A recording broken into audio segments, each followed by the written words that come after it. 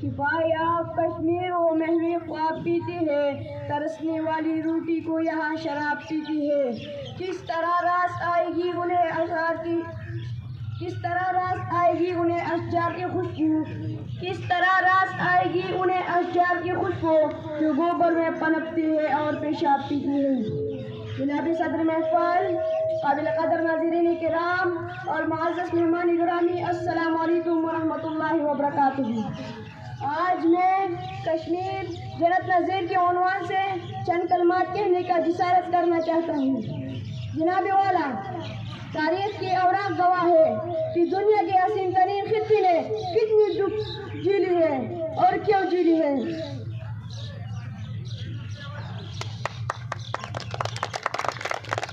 تقسیم ہند کے وقت انگریزوں نے اس خطے کو دانستہ طور پر متنازع بنا کر برصغیر میں جنگ کا میدان گرم کرنے کے لیے سامان تیار کیا ہے۔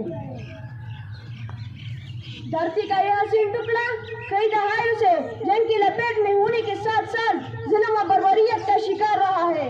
یہ خطہ مسلمان اکثریت آبادی پر مشتمل ہونے کے باوجود تمام تر بنیادی حقوق سے محروم ہے۔ یہ علاقہ پاکستان کی شاہراہ ہونے کے باوجود